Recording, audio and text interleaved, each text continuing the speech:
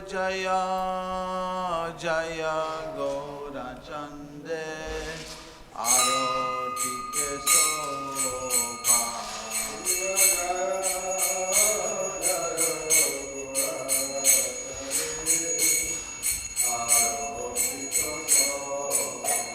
Shiva Jaya Jaya Gaura Chande Aroti Kesova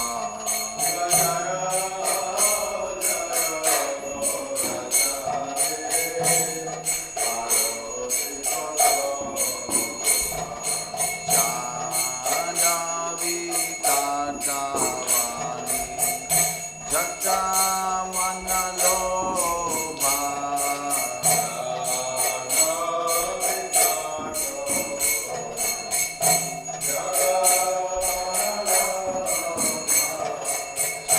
Janavi Tatavani Jagamanaloba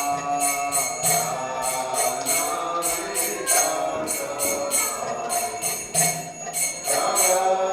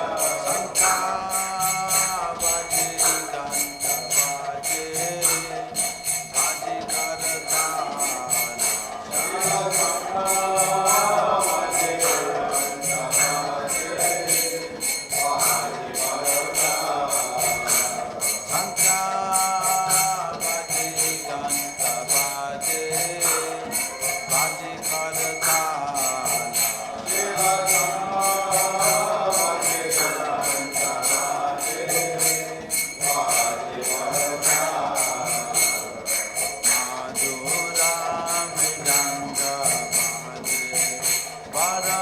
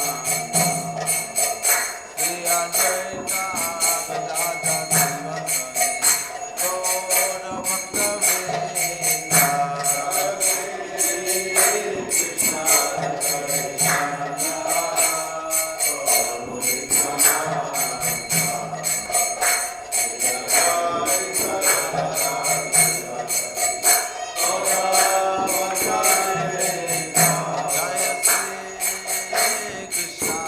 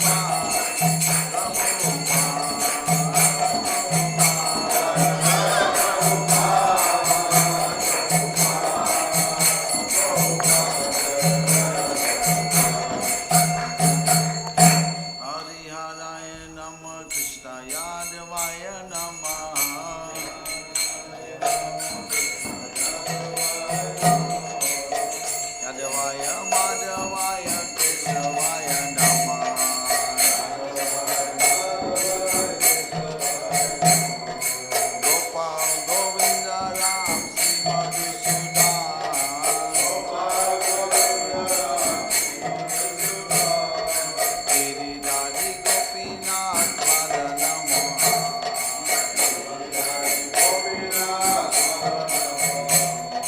Shri Chaitanya Nityananda Shri Advaita Sita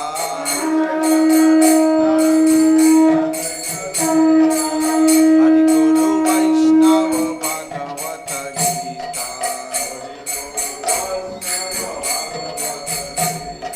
Hero Sri Sanatan Bhakta Raghunath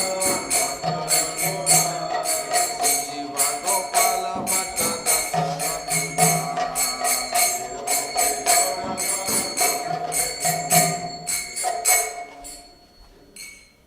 Having paid their obeisances, I just recite the prayers. Jayam Vishnu Pad Paramahansa Pairajakachacha A.C. Bhaktivedanta Swami Prabhupada Ki Jayam Vishnu Pad Paramahansa Pairajakachacha Bhakti Siddhanta Saraswati Goswami Prabhupada Ki Anantikoti Vaishnavinda Ki Namacha Shri Haridas Thakur Ki Prem Chakor Shri Krishna Chaitanya Prabhu Nityananda Shri Advaita Gadada Sivasadi Gaur Bhaktavinda Ki Shri Radha Krishna Gopi Gopinath Shama Kunda Radha Kunda Giri Govardhan Ki Mai Purvandavan Dham Ki Nila Chal Chal Jagannath Puri Dham Ki Tulsi Devi Bhakti Devi Ki Ganga Devi Yamuna Devi Ki Harinam Sankirtan Ki Samaveda Bhaktavinda Ki Nitai Gaur Premanandi All glory assembled devotees, all glory assembled devotees, all glory assembled devotees, all glory Shri Guru and Shri Gauranga. When you say prayer to Nrsimhadev, you can sit down.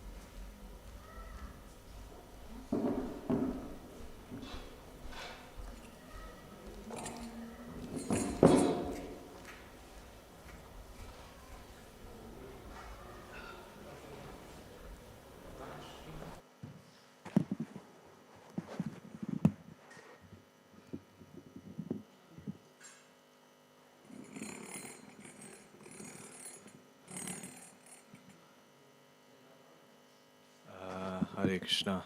Maybe it is. I think it's okay. Hare Krishna. Okay.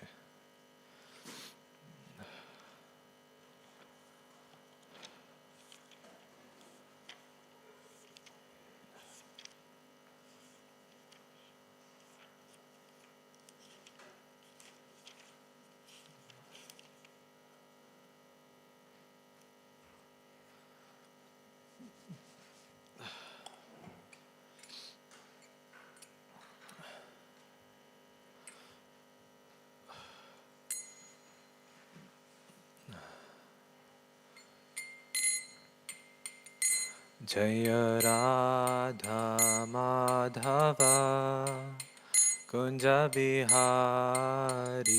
Jaya Radha Madhava Kunja Bihari Gopi Janvalabha Girivaradhari Gopi Janvalabha Girivaradhari Yashodanandana Brajajanaranjana Yashodanandana Brajajanaranjana Jamunatiravanachari Tiravanachari Jaya Radha Madhava Kunja Bihari Jaya Radha Madhava Kunja Bihari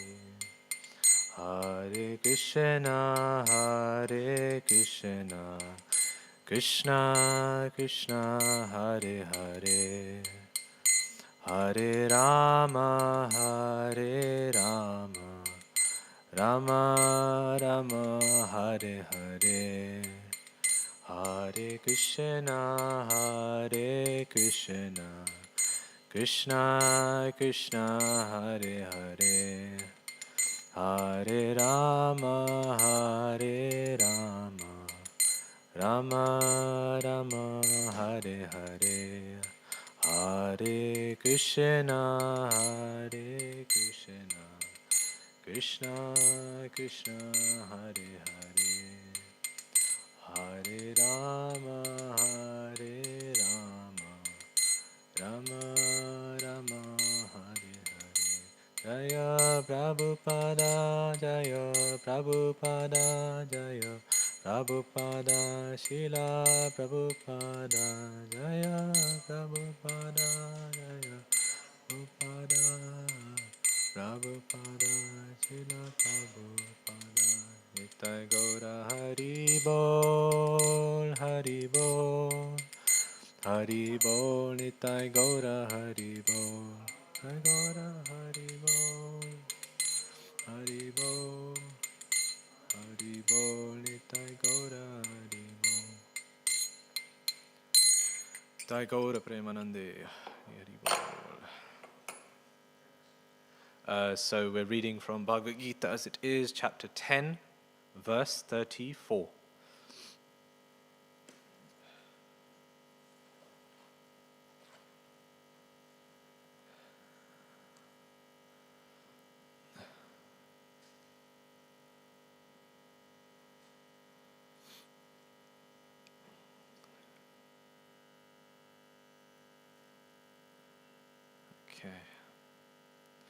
Om Namo Bhagavate Vasudevaya. Namo Bhagavate Vasudevaya.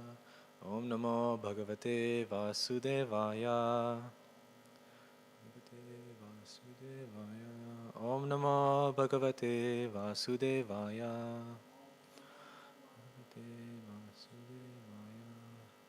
Okay, so chapter 10, text 34. So I'll recite the Sanskrit. Mrityuhu sarvaharaschaham udbhavascha bhavishyatam kritihi shri vakcha narinam smritir medha dhritihi shama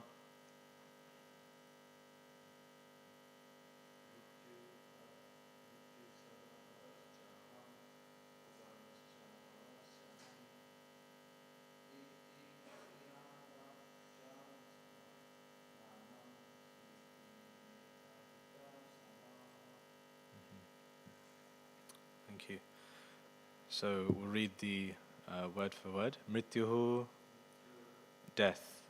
Sarvaharaha, all devouring. Cha, also. Aham, I am. Udbhavaha, generation. Cha, also. Bhavishyatam, of future manifestations. Kritihi, fame. Shrihi, opulence or beauty.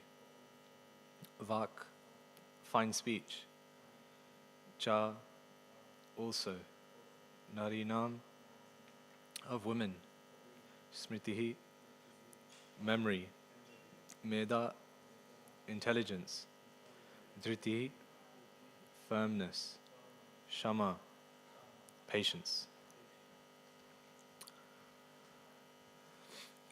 Translation: I am all-devouring death, and I am the generating principle of all that is yet to be.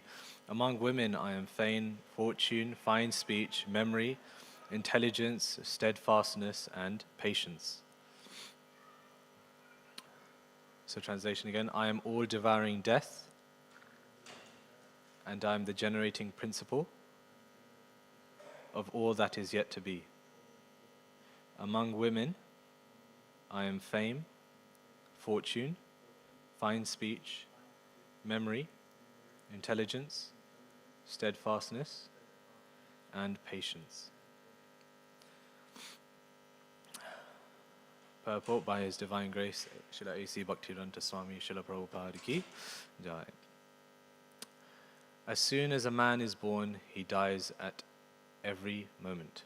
Thus, death is devouring every living entity at every moment. But the last stroke is called death itself. That death is Krishna.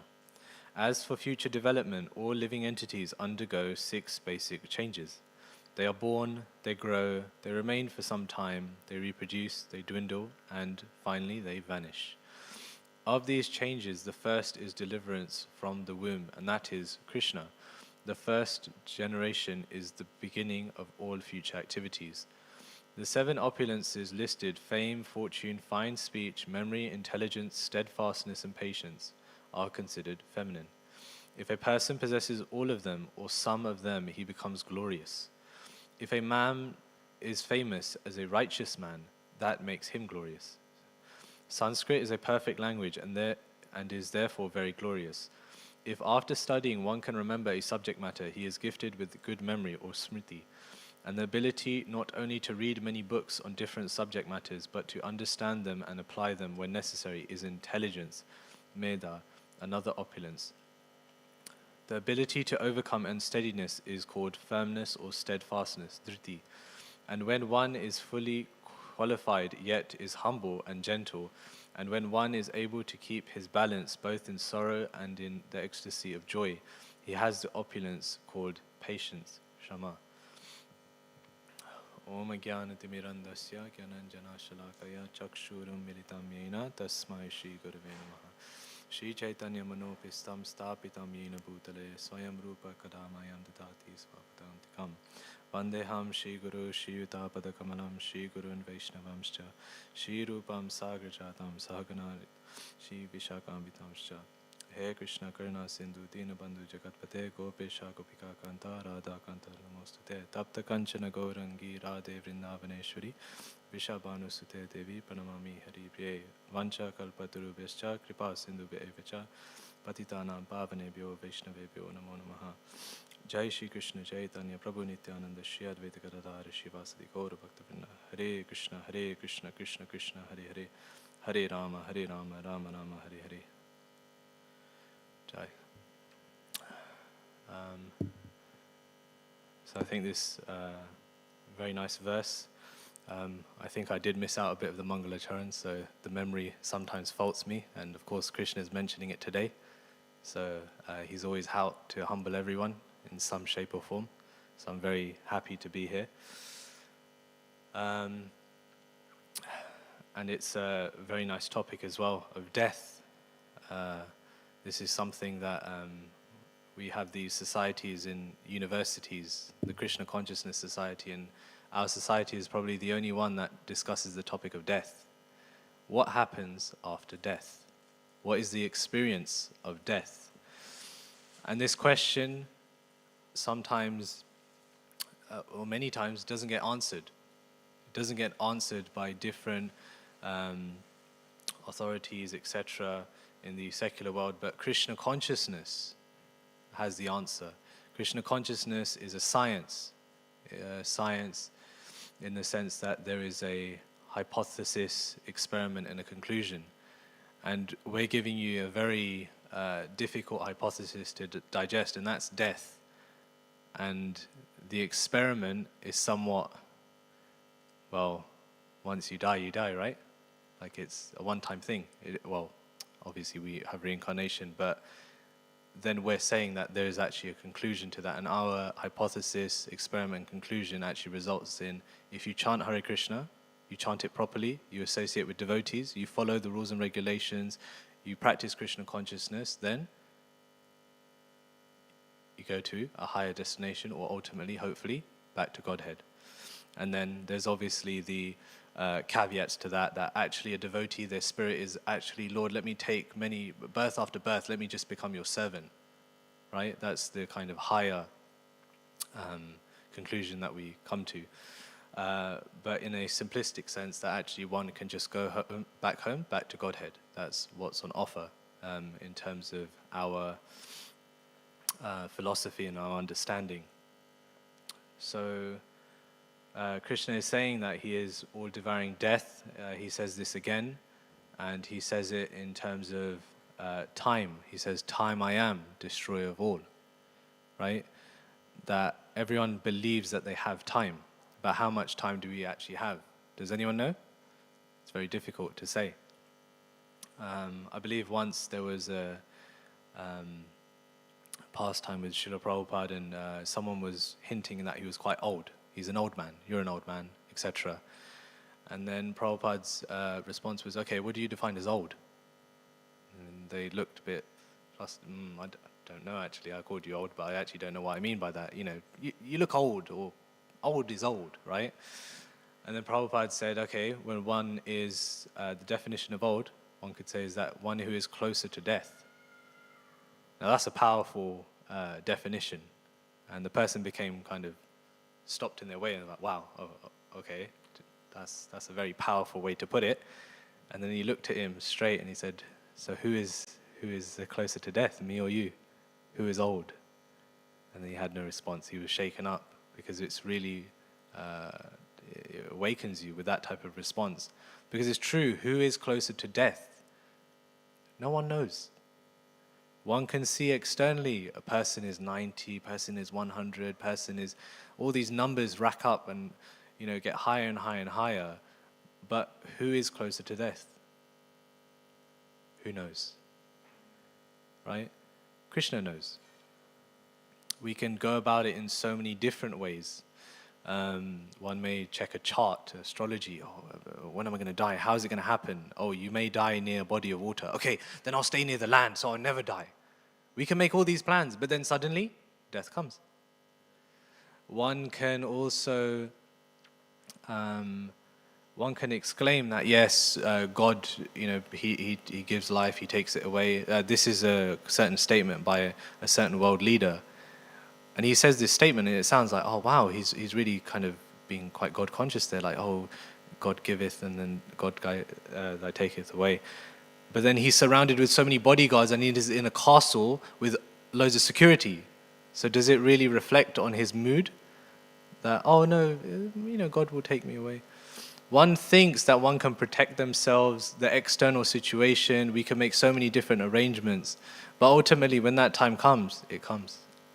And probably the most relevant scenario that we've faced in the most recent time is with the pandemic, a disease, unseen.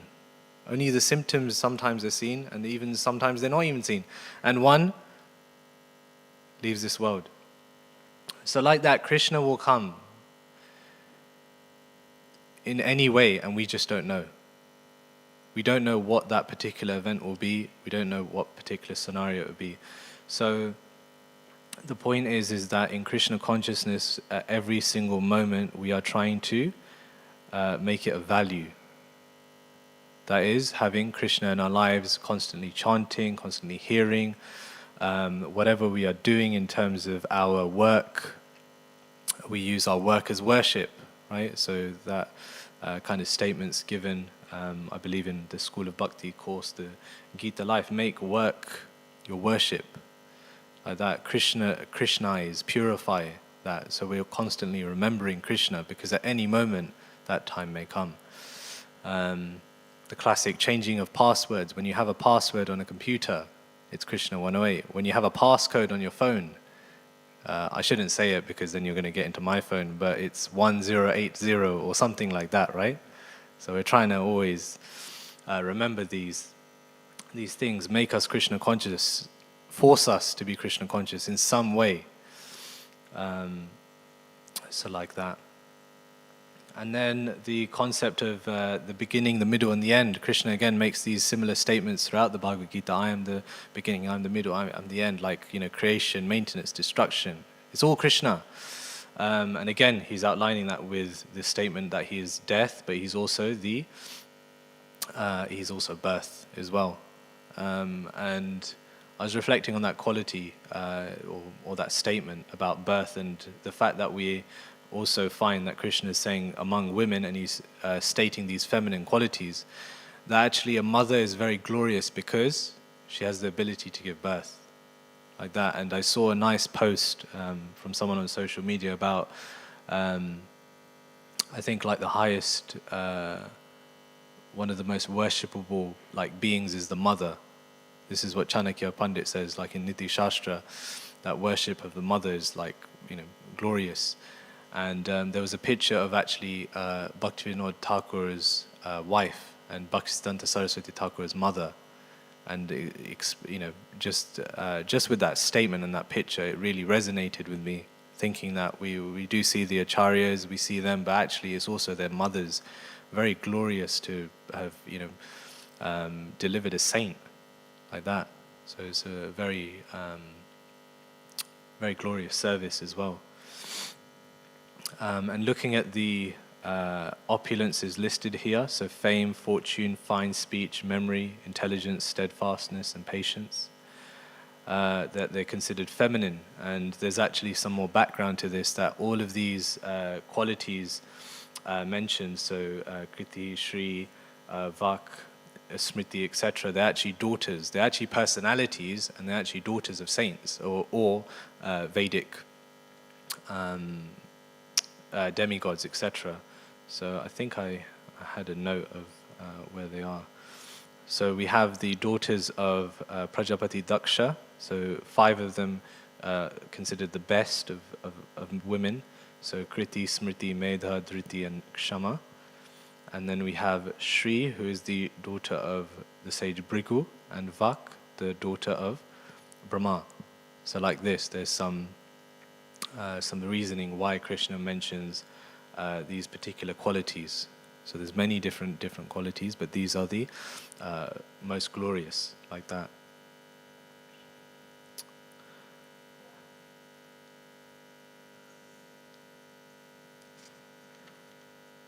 Okay, and I think just a final kind of point or comment is, again, the subject matter of death. We hear this in the 8th chapter of the Bhagavad Gita. We have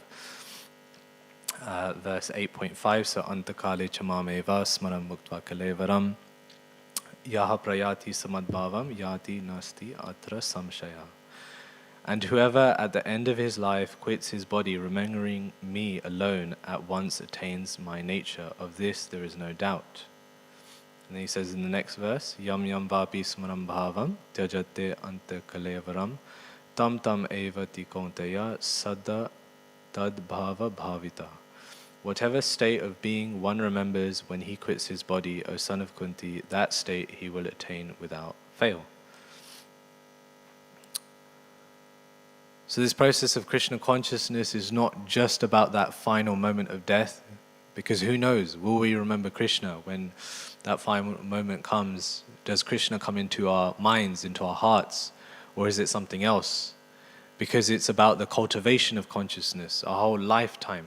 The particular reason for the morning program is to actually really spiritualize our mind, our consciousness. We start so early in the morning. The first thing that you do in the morning is what really gets ingrained in the mind, in the heart.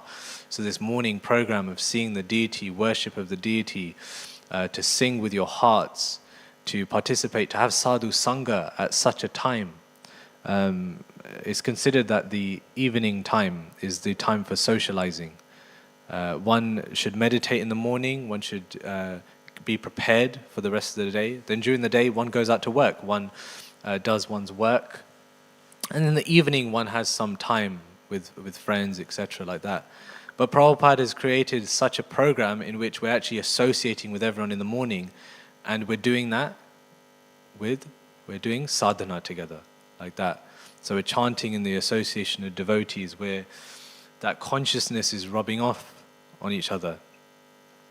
There may be someone who is not as advanced, it's their first time, and there's someone who's been coming for years and years. But there's that transfer of consciousness, there's also that energy or that aura that we can pick up from people. Also the fact that it's in the temple as well. So Prabhupada would describe these temples are like the Vaikuntha. It's Vaikuntha. It's the spiritual world. Every time you step foot in the temple, if you're in front of the deities, it's actually Vaikuntha. Again, it takes some consciousness to really understand or to feel it, but it's still, you still gain that benefit like that. So this is what we're trying to do. That by this morning program, then we are trying to really penetrate our consciousness and become more and more Krishna conscious, so that at the time of death, even if we don't directly remember Krishna, we'll also have cultivated certain level of consciousness, some Krishna consciousness like that. And having said all of this, also to audience members, you may not see me at the morning program. I do my own program at home, maybe, perhaps. But this is also a calling for myself as well, to try to make that effort to come to the temple. There's a reason for these temples. There's a reason for Bhaktivedanta Manor. There's a reason for Soho Street. And that's for devotees to come together. This is the whole point of the ISKCON society. It's all about the association of devotees to gather in one place. So like this, I'm actually trying to convince myself as well that, fix up, show up, and be there, even if it's only monthly, like that.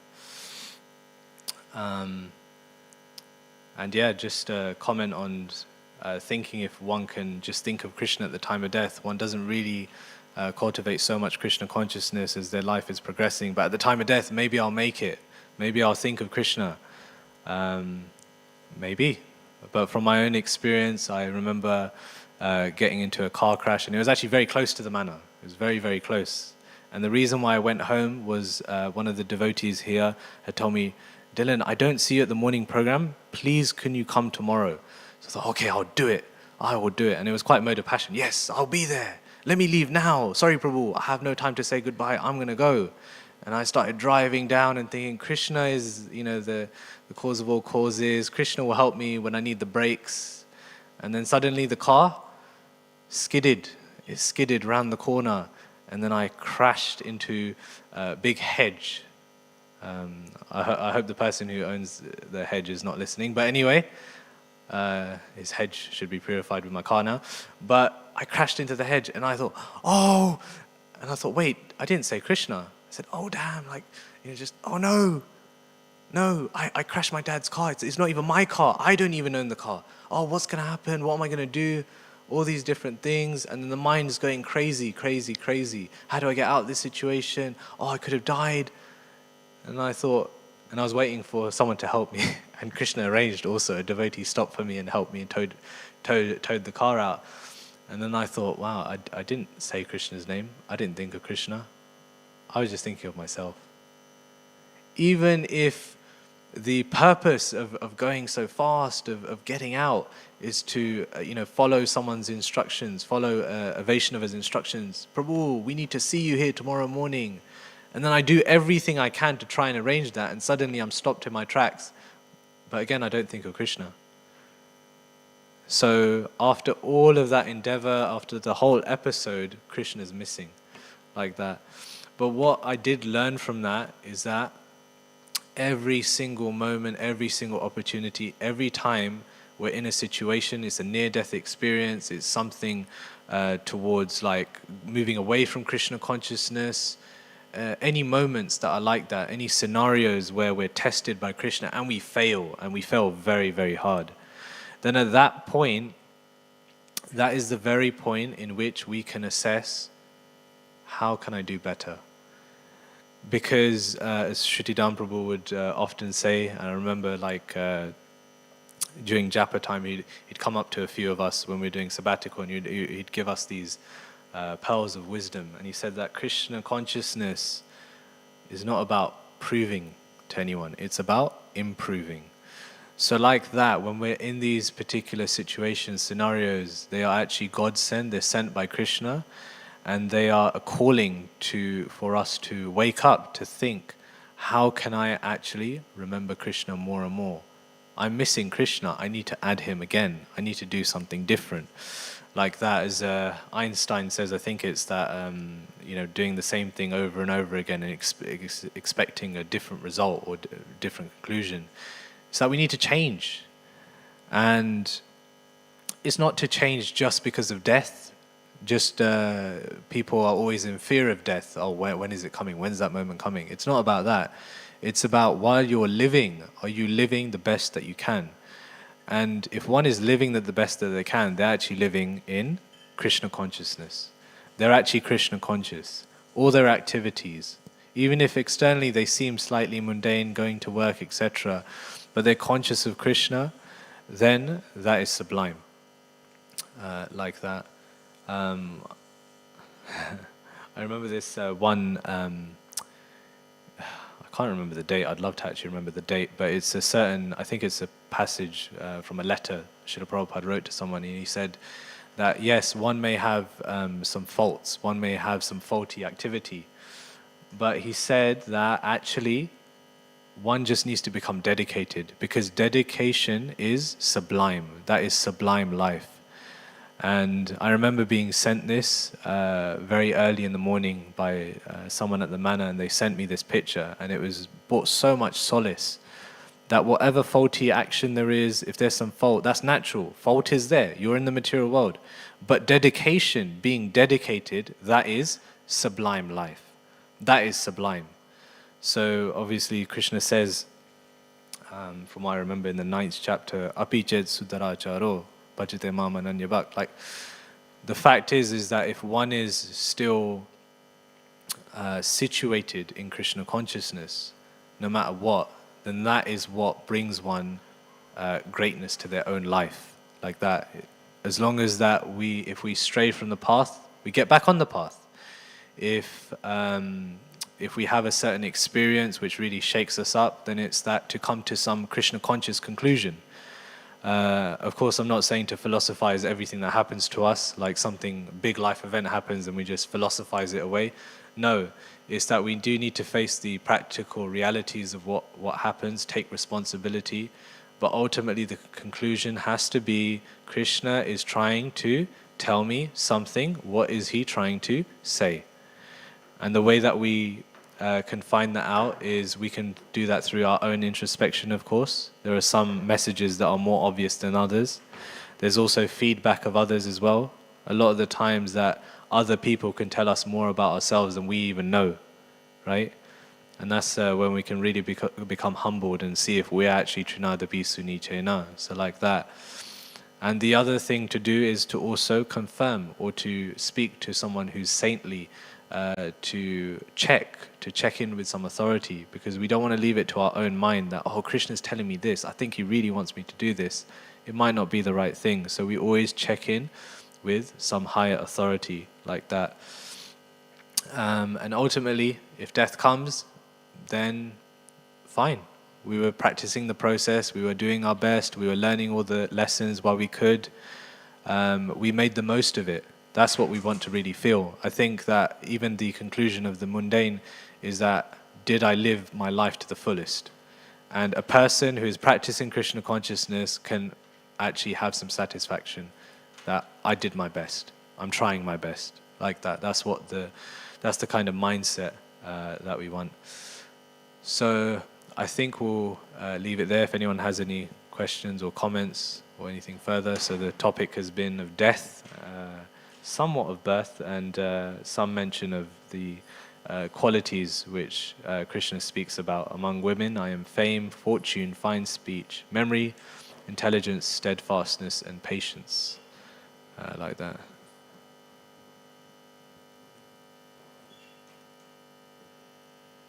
Yeah, I'll add one last comment. Just something resonated was that when Krishna talks about all these qualities, one may look at the Bhagavad Gita and think, "Oh, okay, fame, fortune, fine speech, memory, intelligence, steadfastness, and patience. Fine. If I acquire these qualities, then that's godlike, right? Those are nice qualities. Great. That's what Krishna's saying. Not quite. So it's like writing a check. If you see a check and you see lots of zeros, people get happy, like, oh my God, that's got a lot of zeros there. But what's the most important thing? It has so many zeros. If it's missing a 1 at the front, not at the end, because then it's worth hardly anything. But if it's at the front, you have that 1 in front of millions of zeros, you're having a good day. But without that 1, the zeros are insignificant. So like that, when Krishna speaks of these saintly qualities, these good qualities, godly qualities, fame, fortune, fine speech, memory, intelligence, steadfastness, and patience, very, very nice. But without Krishna consciousness or thinking of Krishna or having some connection to the divine, all of these things are actually useless. Fine speech is wasted. Someone gives a fine speech on a podium, but they lack Krishna consciousness. What's the benefit? What's the effectiveness? Right? There's so much karma, there's all these different things that are involved. But if one has Krishna consciousness along with these qualities, then that is actually the best use of it. And you know, we can see this right now. So many people who are coming to Krishna consciousness, who may have some wealth, who may have some fame, who may be able to speak very nicely, we can see that they're actually engaging that in Krishna consciousness. So whenever these celebrities, etc., when they come to Krishna consciousness, it's not that we encourage, oh, no, you're not meant to do that. A sadhu is someone who just, you know, puts on some cloth and then walks around in the street, you know, this is what a devotee is. No, it's nothing like that. You keep your fame, you keep your fortune, but you remember Krishna. That's all you need to do. You engage your, whatever you have, you engage with Krishna, like that. So yeah, I think that's all we have for today. If there's anything from you, Prabhu?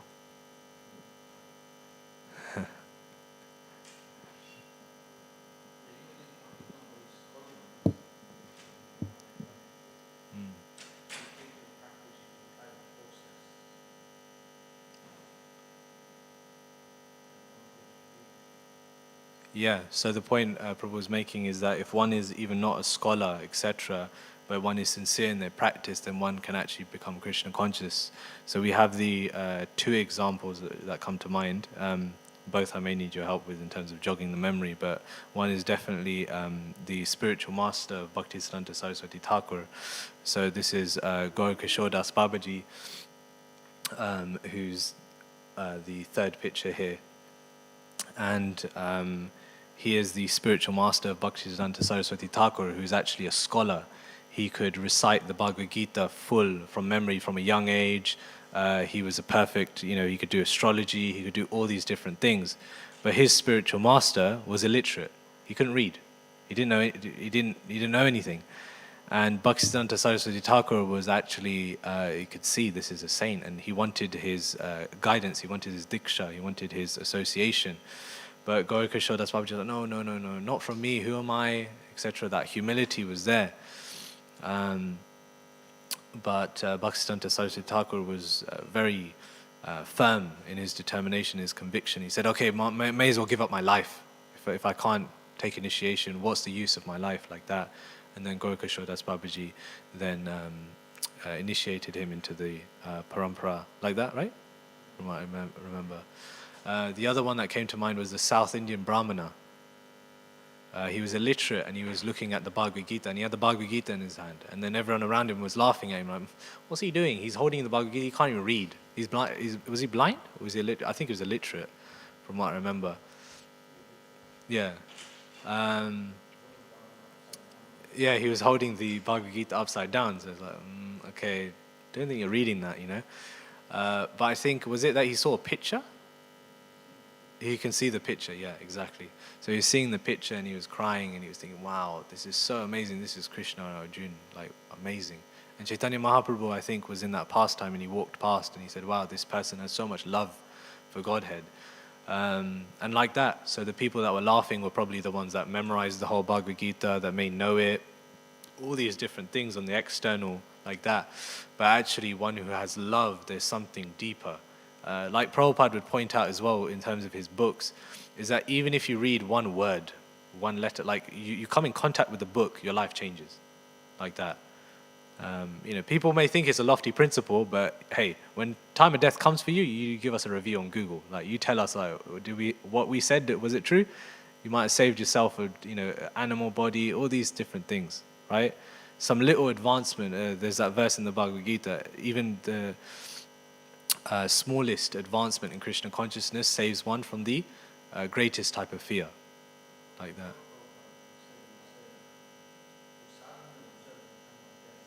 Mm.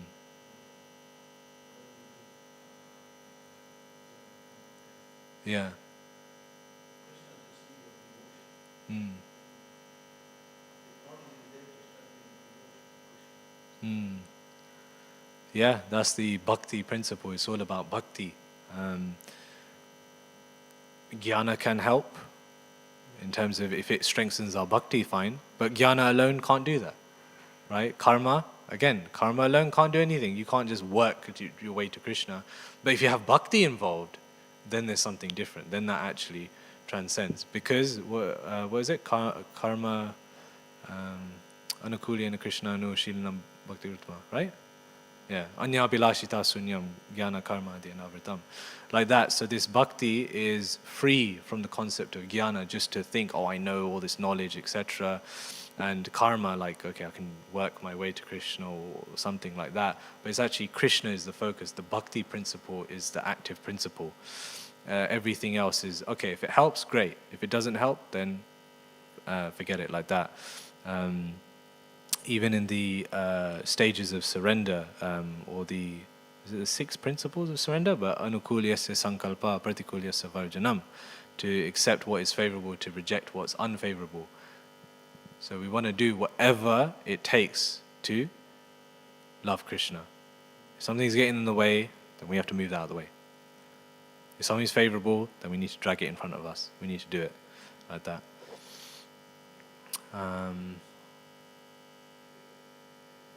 Yeah, I think that's all. So thank you very much. Hare Krishna. Srimad Bhagavad Gita ki jai. Shri Prabhupada ki jai.